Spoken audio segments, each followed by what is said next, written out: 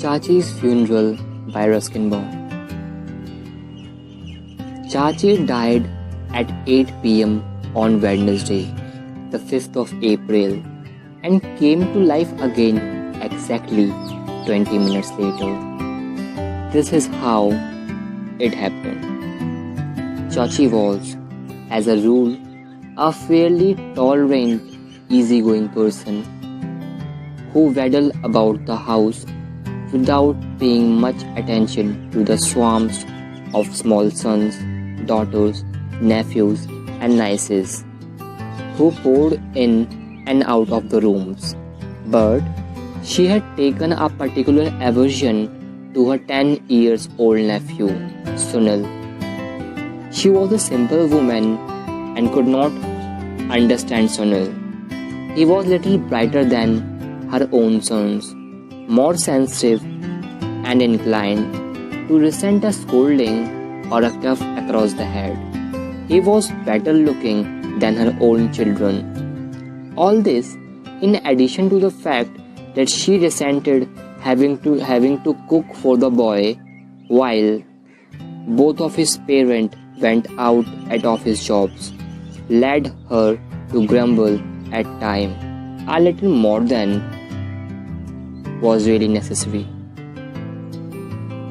Sunil sensed his aunt's jealousy and fanned its flames.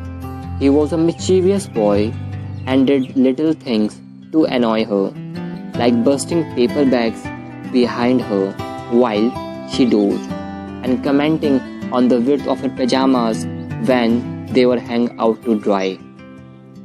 On the evening of 5th April, he had been in the particularly high spirits and feeling hungry, entered the kitchen with the intention of helping himself to some honey.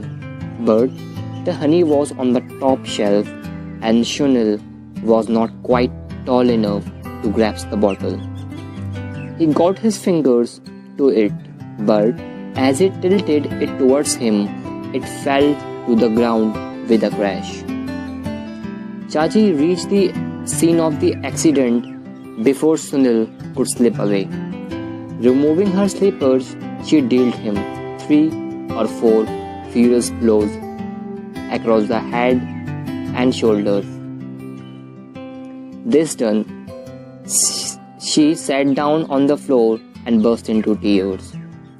Had the beating came from someone else, Sunil might have cried, but his pride was hurt, and instead of weeping, he muttered something under his breath and stormed out of the room. Climbing the steps of the roof, he went to his secret hiding place, a small hole in the wall of unused barsati, where he kept his marble, kite string, tops, and a clasp knife. Opening the knife, he plunged it thrice into the soft wood of the window frame. "I will kill her," he whispered fiercely. "I will kill her. I will kill her." "Who are you going to kill, Sunil?" It was his cousin Madhu, a dark, slim girl of 12, who aided and abetted him in most of his exploits. Sunil's Chachi was her mummy. It was a very big family. "Chachi," said Sunil. "She hates me, I know well. I hate to her too. This time I will kill her." "How you're going to do it?" "I will stab with this." He showed her knife. 3 times in the heart. "But you will be caught. The CID are very clever. Do you want to go jail?" "Won't they hang me?" "They don't hang small boys. They send them to the boarding school." "I don't want to go boarding school." "Then better not to kill your Chachi. At least not this way. I will show you how."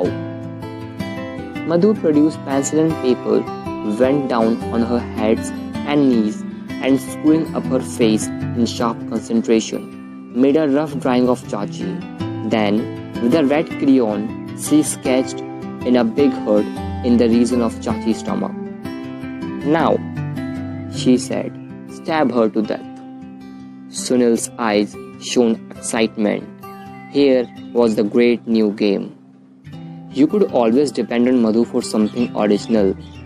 He held the drawing against the woodwork and plunged his knees 3 times into the Chachi pastel breast. "You have killed her," said Madhu. "Is that all?" "Well, if you like, we can cremate her." "All right." She took the torn paper, crumpled it up, produced a matchbox from Sunil's hiding place, lit a match and set fire to the paper. In few minutes, all that remains of Chachi were a few ashes. "Poor Chachi," said Madhu. "Perhaps we shouldn't have done it," said Sunil, beginning to feel sorry. "I know, we will put her ashes in the river." "What river?" "Oh, the drain will do." Madhu gathered the ashes together and leant over the balcony of the roof. She threw out her hands and ashes drifted downwards. Some of them settled on the pomegranate tree.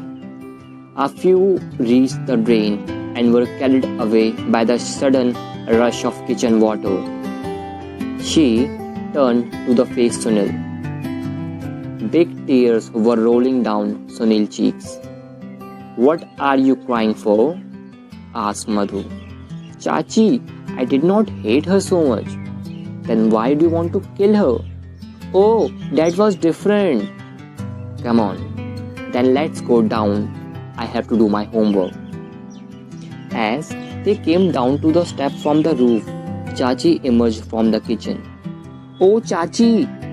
shouted Sunil. He rushed to her and tried to get his arms around her ample waist. "Now, what's up?" grumbled Chachi. "What is it this time?" "Nothing, Chachi. I love you so much. Please don't leave us." A look of suspicion crossed Chachi's face. She frowned down the boy, but she was reassured by the look of genuine affection that she saw in his eyes. "Perhaps he does care for me, after all," she thought. And patting him gently on the head, she took him by the hand and led him back to the kitchen.